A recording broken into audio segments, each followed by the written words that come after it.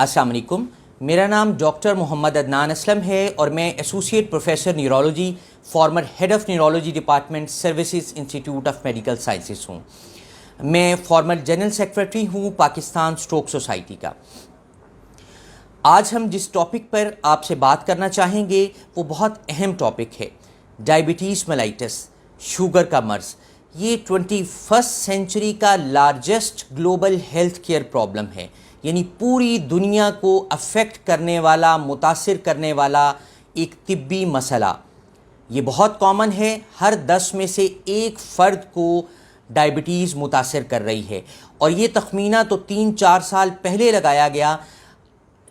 अब लेटेस्ट सर्वे के मुताबिक, नए तखमीने के मुताबिक, जिस रेट से और जिस रफ्तार से ये शुगर बढ़ रही है और अफेक्ट कर रही है कि हर साल मज़ीद 5% लोग इस शुगर से मुतासर हो रहे होते हैं।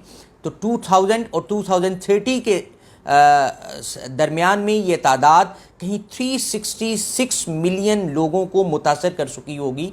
और ये इतनी ज़्यादा तादाद है कि ये इब्तदाई तादाद से दुगना होने का अंदेशा है। डायबिटीज़ की largest complication, most common complication diabetic neuropathy है। डायबिटिक न्यूरोपैथी एक ऐसी बीमारी है जिसमें मरीज़ की नसें अफेक्ट होती हैं और नसों में शुगर की वजह से कुछ ऐसी चेंजेस आती हैं कि मरीज़ की ज़िंदगी में बहुत सारी बुनियादी तब्दीलियां रूनुमा होना शुरू हो जाती हैं और मरीज़ डिसेबिलिटी की तरफ जाना शुरू हो जाता है अगर हम इसको अर्ली ट्रीट ना करें। डायबिटिक न्यूरोपैथी कब होती है? इसका इन्हिसार 2-3 चीज़ों पे है।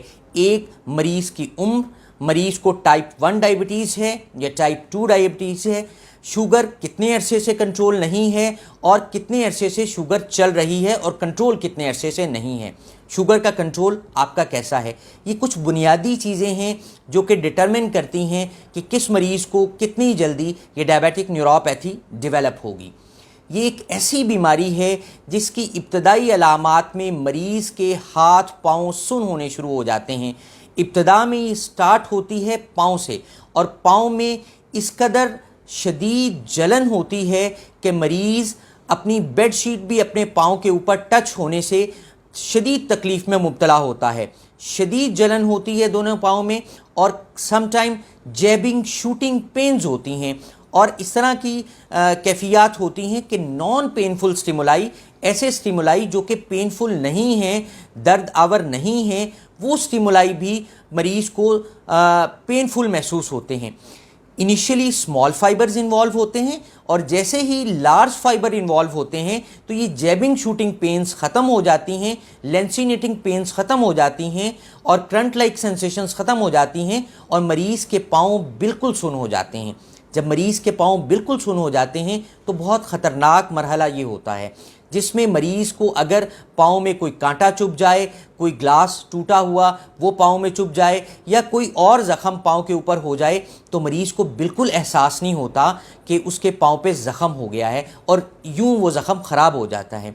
मरीज़ को पाँव इस कदर सुन्न होते हैं कि मरीज़ को ये पता ही नहीं होता कि वो जूते के साथ बेड पर लेट गया है, जूते समेत बेड पे लेट गया है, या चलते चलते अगर उसका जूता निकल गया है पाँव से तो मरीज़ को महसूस नहीं होता कि उसका पाँव से जूता निकल गया है। और ये स्टेज ऐसी स्टेज है जिसके अंदर मरीज़ के पाँव पर ज़ख़म बनने शुरू हो जाते हैं और ये ज़ख़म ख़राब होते हैं, डायबिटिक अल्सर्स बनते हैं और अल्टीमेटली ये एम्प्यूटेशंस का यानी उसके नतीजे में वो ज़ख़म इतना ख़राब हो जाता है कि मरीज़ का पाँव काटना भी पड़ सकता है। ये बीमारी इब्तदाई स्टेज पर किसी हद तक हम कंट्रोल कर सकते हैं। अगर आपको शुगर का मर्ज़ लाहक है और आपका शुगर का मर्ज़ कंट्रोल नहीं है तो अपने पाँव को बार बार ख़ुद भी मुआयना कीजिए और माहिर न्यूरोलॉजिस्ट से फ़ौरी तौर पर राब्ता कीजिए। अगर आपके हाथ पाँव सुन्न हो रहे हैं या हाथों और पाँव में जलन महसूस हो रही है तो फ़ौरी तौर पर आप डायबिटोलॉजिस्ट को भी दिखाइए और माहिर न्यूरोलॉजिस्ट को भी दिखाइए। डायबिटोलॉजिस्ट और माहिर न्यूरोलॉजिस्ट मिलकर फिर इस मर्ज़ की तशख़ीस में और इसकी ट्रीटमेंट में आपके लिए ममद साबित होंगे, हेल्पफुल साबित होंगे। کچھ بنیادی چیزیں ہیں جو کہ ڈائبیٹک فٹ والے پیشنٹس کو یا ڈائبیٹک نیوروپیتھی والے پیشنٹس کو کرنی چاہیے. وہ احتیاطیں جو ایک ڈائبیٹک فٹ والے یا ڈائبیٹک نیوروپیتھی والے مریض کو کرنی چاہیے وہ کیا ہیں؟ اوائڈ کریں کہ ان ایون سرفیسز پہ چلنا پڑے، اوائڈ کریں کہ ڈارک میں آپ کو چلنا پڑے، بیکاز یہ ڈائبٹیز جب نسوں کو افیکٹ کرتی ہے تو وہ پرائمریلی آنکھوں کو بھی افیکٹ کر رہی ہوتی ہے، ڈائبیٹک ریٹینوپیتھی بھی کر رہی ہوتی ہے، اور یہ اسمال ویسل کی انوالومنٹ کی وجہ سے ہوتی ہے، یعنی مائکرو ویسکولر کمپلیکیشن ہے ڈائبٹیز کی. سو جب آپ ان ایون سرفیسز پہ چل رہے ہیں، آپ ڈارک سرفیسز پہ چل رہے ہیں تو آپ کی وی این بھی پہلے ہی ریڈیوس ہے، تو آپ اگر خدا نہ خواستہ آپ کو آپ کے پاؤں میں کوئی چیز چبھ سکتی ہے، کوئی چیز آپ کے پاؤں کو ڈیمیج کر سکتی ہے. ادویات، شوگر کی ادویات باقاعدگی سے استعمال کریں، شوگر کی ادویات میں کسی قسم کا ناغہ نہ کریں، شوگر کنٹرول رکھیں، میٹھے کا استعمال بالکل ترک کر دیں، اور ڈائبٹولوجسٹ سے اپنا ایک ڈائٹ پلان مرتب کروائیے، اور ماہر نیورولوجسٹ سے پیریوڈیکلی یعنی کچھ عرصے بعد 1 منتھ کے بعد یا 2 منتھس کے بعد آپ پیریوڈک ایگزامینیشن ضرور کروایا کیجیے. یاد رکھیے ابتدائی اسٹیج پر یہ ڈائبیٹک نیوروپیتھی کسی حد تک قابل علاج ہے، اور یہ ہم اس کی پروگریشن کو بڑھنے سے روک سکتے ہیں اگر ہم اپنی شوگر کو کنٹرول کریں اور میٹھی چیزوں سے پرہیز کریں اور اپنی فٹ کی کیئر کریں، اور بار بار اپنے پاؤں کو خود ایگزامن کرتے رہیں. کسی بھی قسم کے وونڈ کے لیے، کسی بھی قسم کے کٹ کے لیے اس کو بار بار ایگزامن کرتے رہیں. سیلف ایگزامینیشن بڑا امپورٹنٹ ہے.